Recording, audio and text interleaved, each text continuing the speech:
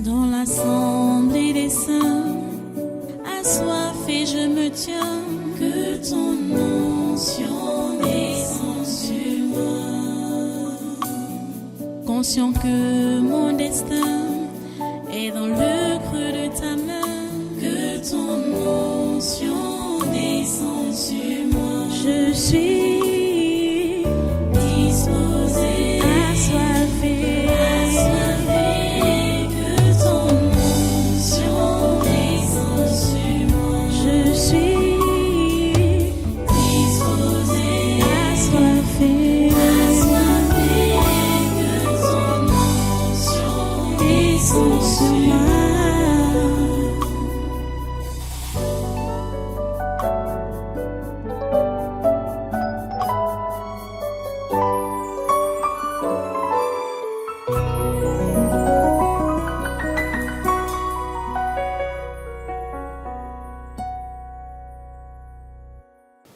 Alléluia.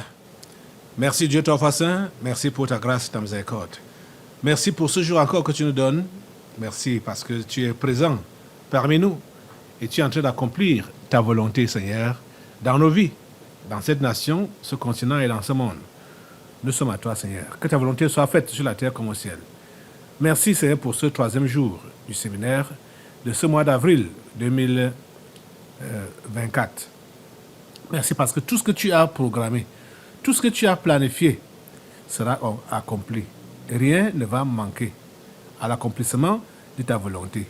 En ce jour et pour ce programme, sois béni et sois loué éternellement au nom puissant de Jésus. Nous voici encore, Seigneur, nos mains levées vers toi, te demandant, Seigneur, de purifier ces mains, de purifier ses lèvres et de permettre que tout ce qui va sortir de nos bouches puisse être agréable et que tu puisses exaucer cela. Comme prière, Seigneur, c'est notre demande ce matin. Oh Dieu, merci parce que tu agis. Au nom puissant de Jésus, nous avons prié. Amen. Amen. Prenez place dans cette présence et soyez tous les bienvenus à ce conquête de surnaturel de ce jour, le 6 avril 2024. Nous bénissons Dieu pour le chemin parcouru.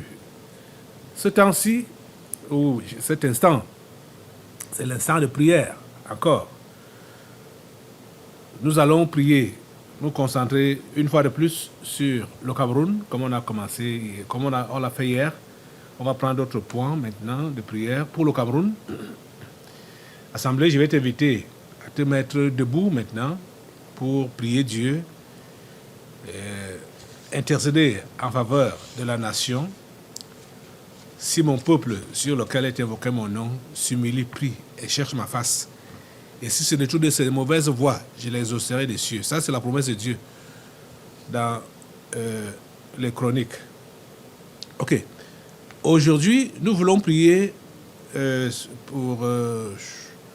on va juste élever 5 sujets, 5 préoccupations à Dieu concernant cette nation, le Cameroun.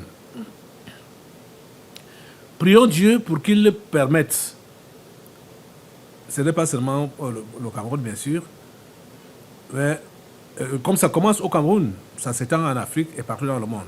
Donc prions Dieu pour qu'il permette que les humains en général et les chrétiens en particulier sortent de l'ignorance par la lecture et la connaissance de sa parole, qui est la Bible, afin de ne plus se laisser séduire et tromper par les mensonges des sectes et les loges. Prions Dieu. La Bible a déjà été délivrée. Elle est délivrée. Que ça ne soit pas... Ce n'est pas la Bible de Trump qu'on doit lire ou qu'on doit acheter. Vous savez, Trump a fait sa Bible et a mis ça en vente pour avoir un peu... Les commentaires disent avoir un peu d'argent parce qu'il est en manque de finances maintenant. Donc, demandons vraiment à Dieu pour qu'il permette que les humains, en général, Et les chrétiens en particulier sortent de l'ignorance en lisant la Bible. Élève ta voix pour demander cela à Dieu. Seigneur, touche le cœur des humains, touche les chrétiens. Seigneur, pousse-les, encourage-les à la lecture de ta parole, à la lecture de la Bible, Seigneur, et ouvre leur esprit de comprendre pour quitter l'ignorance. Oh Dieu, tu as tout prévu, tu as tout promis dans ta parole. Et Seigneur, les humains, comme les chrétiens, doivent seulement découvrir ce que tu as prévu dans ta parole avant même la fondation du monde. Parce que cette parole, c'est toi. Et tu n'as pas été créé. Tu existes avant la fondation du monde. Et tout ce que tu as prévu, c'est avant la fondation du monde. Permets que les chrétiens puissent se connecter à cela. Permets qu'ils puissent avoir cette intelligence-là et cette connaissance-là. Et puissent vraiment te faire confiance, ô Dieu, parce que tu ne mens pas. Tu es le Dieu qui ne ment pas. Tu es le Dieu qui ne ment pas. Tes promesses sont vraies, tes promesses sont réelles, Seigneur, tes actions sont concrètes. S'il te plaît, Seigneur, donne la grâce à ton peuple, donne la grâce à tes élus qui sont même encore dans le monde de pouvoir se connecter à ta parole afin d'être sauvés, afin d'être enseignés, afin d'être conduits dans la vérité. Oh Dieu, s'il te plaît, fais-le. Au nom puissant de Jésus, nous te supplions de le faire. Merci Père Saint de nous écouter et de nous exaucer. Au nom puissant de Jésus, nous avons prié. Amen. Continuons la prière. Maintenant, prions Dieu pour que le chrétien, où qu'il soit à travers le monde, découvre et connaisse le secret de la franc-maçonnerie. Et vous savez, ça c'est ce qu'on a enseigné, qu'on a enseigné sur la franc-maçonnerie. Le secret de la franc-maçonnerie, c'est quoi? La franc-maçonnerie, les francs-maçons savent qui sont les chrétiens. Écoutez bien, les francs-maçons savent qui sont les chrétiens. Et les francs-maçons savent qu'eux-mêmes ne servent à rien, qu'ils vivent dans les illusions. Or, le chrétien a tout en Christ. Le franc-maçon n'a rien, sinon les chimères. Et il est donc appelé à faire beaucoup de sacrifices humains pour prétendre se maintenir dans les affaires ou bien progresser. C'est juste le mensonge que le diable utilise pour maintenir ces gens dans l'esclavage. Parce que personne ne peut avoir quelque chose sur cette terre si cela ne lui a pas été donné par Dieu. Si cela n'a pas été prévu par Dieu pour lui ou pour elle. Et quand les francs-maçons ou la franc-maçonnerie remarquent donc l'ignorance qui est dans la personne ne sait pas que le diable n'a rien et que les sectes n'ont rien. Le diable va donc lui proposer ce que Dieu a déjà prévu pour cette personne, longtemps, avant même sa création, avant sa naissance. Le diable va venir lui proposer cela. Et s'il accepte la proposition du diable, donc pour pratiquer des abominations, parce que quand le diable te propose, prétend te proposer l'élévation ou l'argent ou n'importe quoi, il te dit de faire des abominations, de commettre des abominations. Donc quand la personne se met donc à commettre des abominations et ces choses-là arrivent ensuite, il va dire que c'est les pratiques qu'il a eu à faire là qui lui ont donné ces choses. Or, Dieu avait déjà prévu ça pour lui longtemps avant.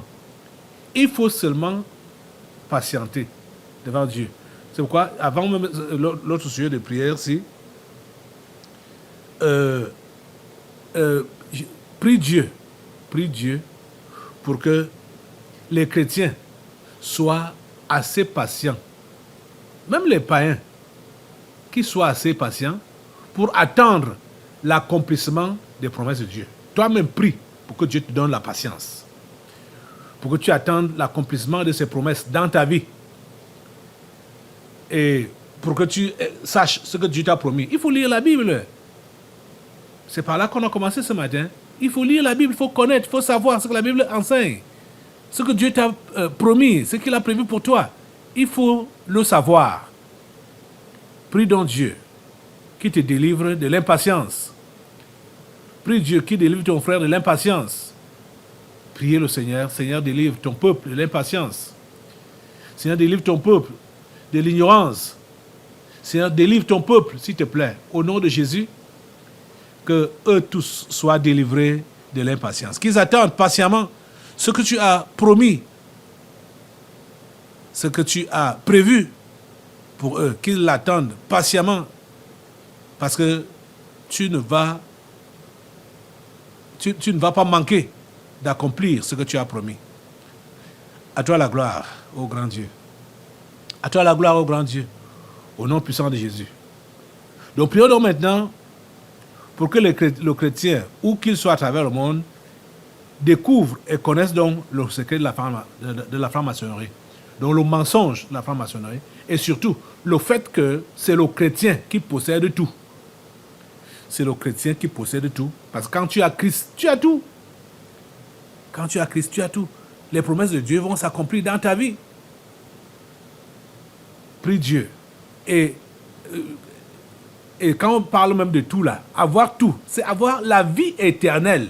Puisque le passage ici sur la terre, c'est pour quelques années, pour quelques temps seulement. Quand on parle même années, ça dure quoi? Oh mon Dieu. La Bible dit qu'un jour devant Dieu, c'est comme 1000 ans. Et 1000 ans, c'est comme un jour.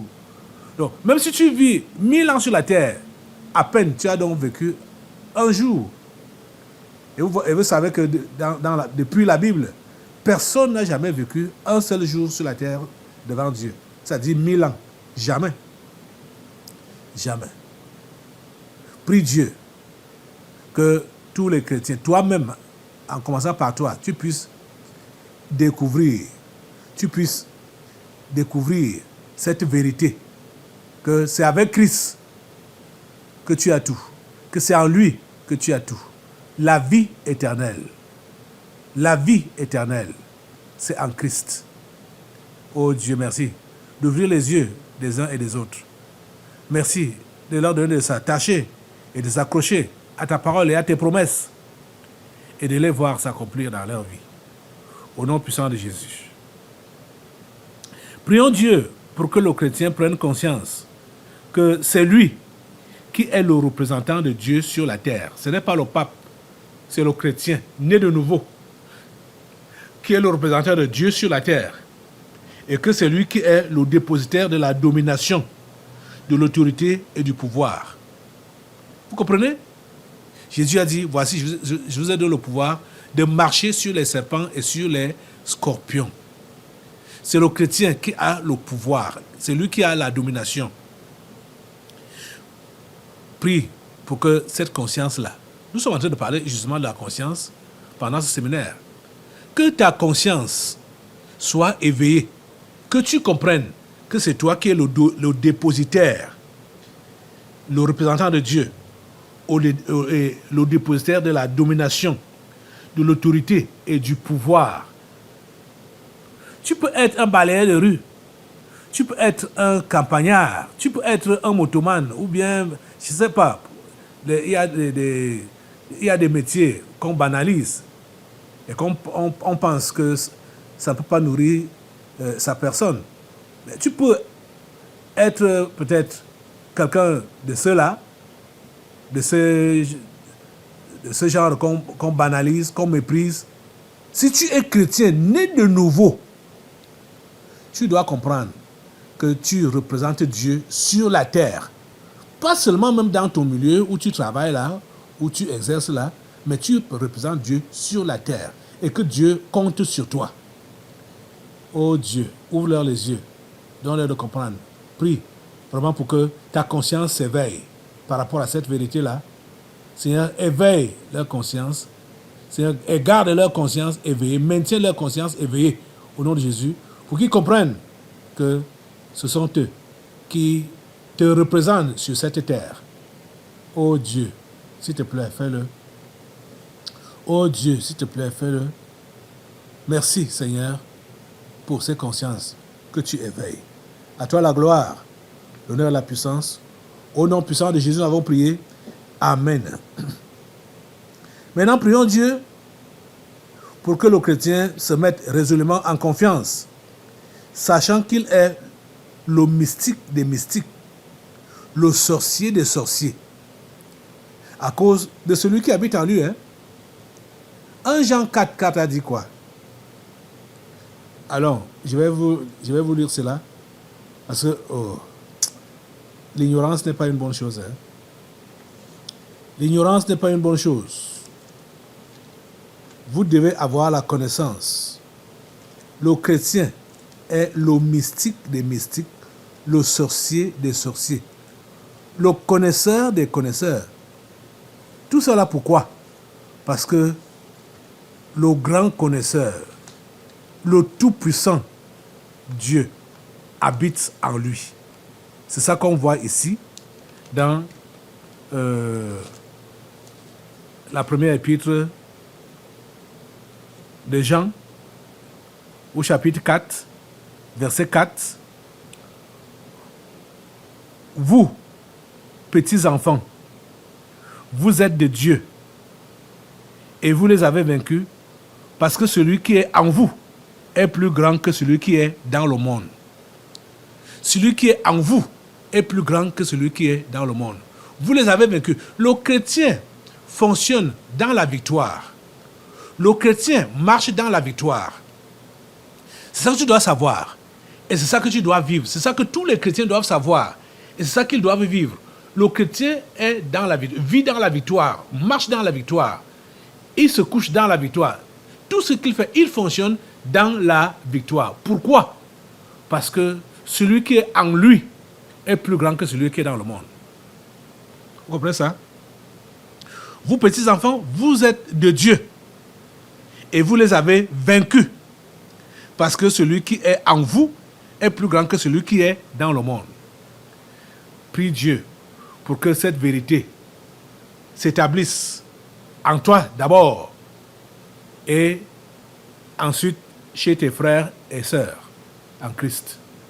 Ô Dieu, ouvre leurs esprits pour qu'ils comprennent cette vérité et que cette vérité s'établisse en eux, que tu habites en eux et que c'est toi qui leur donne la victoire. Ô Dieu, s'il te plaît, fais-le au nom puissant de Jésus. Nous comptons vraiment sur toi, Seigneur. Alléluia. Béni soit le Seigneur. Maintenant, prions, mettons le feu du Saint-Esprit sur les fausses idées qu'ont les chrétiens du prétendu secret de la franc-maçonnerie, afin que le véritable secret révélé au verset 20 et de 1 Jean 5. On va lire ça. Soit connu de tous. 1 Jean. Il faut que je vous rappelle ça. Le verset 20 l'a dit. Nous savons aussi, verset 20 de 1 Jean 5, nous savons aussi que le Fils de Dieu est venu et qui nous a donné l'intelligence de connaître le véritable. Et nous sommes dans le véritable en son Fils Jésus-Christ. C'est lui qui est le Dieu véritable et la vie éternelle. Si tu es en Jésus, tu as le Dieu véritable et tu as la vie éternelle. Voilà le secret. Ces gens, les francs-maçons, ils vivent dans la misère parce qu'ils doivent remplir les conditions qu'on leur impose pour qu'ils paraissent brillants sur cette terre. Il est en journée dans une voiture climatisée, dans un costume, 3 pièces, ou Agbara ou Gandura, avec des tissus chers, mais il mange les caca, il ne dort pas, il est tourmenté. Vous voyez? Ce n'est pas le bonheur là-bas. Ce n'est pas le bonheur là-bas. Vous comprenez? Donc, il faut donc mettre le feu sur les fausses idées, ces fausses idées-là, que les chrétiens, qu'ont les chrétiens du prétendu secret de la franc-maçonnerie. Il faut que cela soit consumé. Donc, j'ai mis le feu sur cette fausse idée, ces fausses idées-là. Ils pensent quand ils parlent de secret, on parle de secret de la franc-maçonnerie, on croit que c'est quelque chose de caché, quelque chose de mystique, quelque chose, hein, sans savoir que c'est juste parce qu'ils se rendent compte qu'ils n'ont rien. Ils se rendent compte qu'ils sont misérables. Ils se rendent compte qu'ils sont dépourvus. Et que le chrétien a tout. Ils envient le chrétien, en réalité. Même quand ils vont l'intriguer, ils vont l'insulter, ils vont le mettre. C'est pour qu'il abandonne. C'est pour qu'il abandonne hein, le Seigneur pour les retrouver dans leur misère.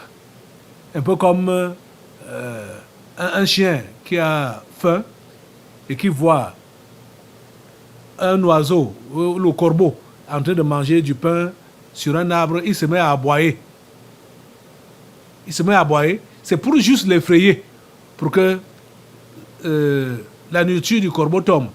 Et puis, lui, il puisse s'en accaparer. C'est ça que les francs-maçons font aux chrétiens. Ils les intimident, ils les injurient, ils les insultent, juste pour qu'ils se découragent et qu'ils se retirent de la foi pour être misérables comme eux-mêmes. Ils sont misérables. Les francs-maçons sont des misérables. Envoie le feu sur eux au nom de Jésus. Envoie le feu sur eux au nom de Jésus. Le feu sur tous les francs-maçons ici au Cameroun. Ils sont nombreux. Tout le gouvernement est dans la franc-maçonnerie. Les hommes d'affaires dans la franc-maçonnerie. Les hommes d'église dans la franc-maçonnerie. Mettez le feu sur eux. Mettez le feu sur eux. Les commerçants dans la franc-maçonnerie. Mettez le feu sur eux. Le feu sur eux. Le feu sur eux. Le feu de Dieu les calcine. Le feu de Dieu les calcine. Au nom puissant de Jésus. Ils sont calcinés par le feu du Saint-Esprit. Merci Seigneur parce que tu les neutralises. Tu les neutralises. Tu les neutralises par ton feu. Ils sont neutralisés par ton feu. Ils sont neutralisés par le feu de Dieu. Neutraliser, au nom de Jésus, par le feu de Dieu, le feu de Dieu, le feu de Dieu, le feu de Dieu, les neutralise. Au nom puissant de Jésus. Merci Père Saint de nous écouter et de nous exaucer. À toi la gloire. À toi la gloire, l'honneur et la puissance. S'il te plaît, chrétien, n'aie plus l'air misérable. S'il te plaît, chrétien, n'aie plus l'air abandonné. S'il te plaît, chrétien, enfant de Dieu, comprends que celui qui est en toi est plus grand que celui qui est dans le monde. Et que c'est toi qui as la victoire. Ces sectaires, ces maçons, ils ne sont rien. Ils n'ont rien. Le Seigneur Dieu Tout-Puissant t'a tout donné en Jésus. Si tu n'es pas encore chrétien, tu dois le devenir pour avoir tout en Jésus. Et tout, je vous le redis ce matin, quand on dit avoir tout en Jésus là, c'est avoir la vie éternelle. Parce que Dieu n'a pas créé l'homme pour qu'il meure. Hein? C'est ça que vous devez comprendre. Donc l'homme n'a rien s'il n'a pas la vie éternelle. Et l'homme a tout s'il a la vie éternelle. Et la vie éternelle se trouve où? La vie éternelle se trouve en Jésus. C'est Jésus qui est la vie éternelle. Tu comprends? Quand tu as Jésus, tu n'as pas besoin de promener les regards inquiets. Parce que tu as tout ce qu'il te faut. Tu as la vie éternelle.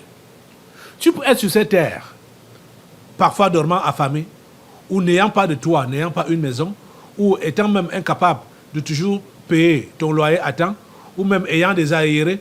Mais si tu as Jésus, tu as tout. Oh, ça paraît un peu bizarre, hein? Mais c'est la vérité. Si tu as Jésus, tu as tout.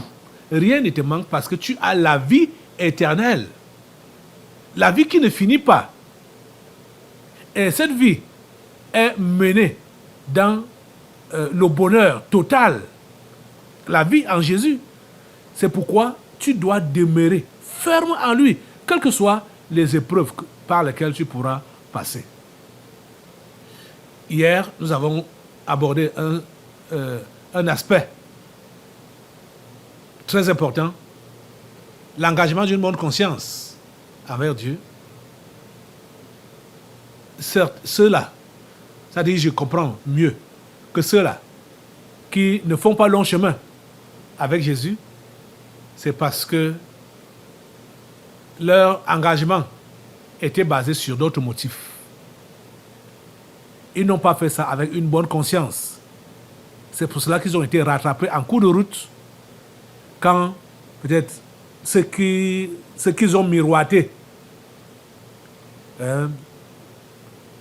n'a pas été fait comme miroité. Parce que, en fait, Dieu ne nous miroite rien. C'est nous-mêmes qui nous miroitons parce que nous avons une mauvaise compréhension de sa parole. Et cela a été donné par les faux prophètes qu'on a écoutés. Et on a donc pensé que quand on va devenir chrétien, voilà, on aura ceci, on aura cela, ici et maintenant. Sans savoir que ce n'est pas le cas. Quand on a Jésus, il est présent en nous, dormant en nous, il peut dire, se reposant en nous là, avec tout ce qu'il possède en attendant le jour de la manifestation. Vous comprenez? Que le Seigneur vous aide. Et aide tous les croyants, tous les chrétiens. C'est pour eux que nous prions. Nous prions d'abord pour vous ici, là, et pour tous les vrais croyants, afin que leurs yeux s'ouvrent sur ces vérités. Merci Seigneur de nous écouter. Merci de nous exaucer. C'est au nom puissant de Jésus-Christ, ton Fils, que nous t'avons prié ce matin pour l'Église. Amen. Ok, tu vas rester debout et nous allons maintenant prendre notre Bible pour passer à la parole de ce matin. Dans l'assemblée des saints, assoiffé je me tiens, que ton onction descende sur moi. Conscient que mon destin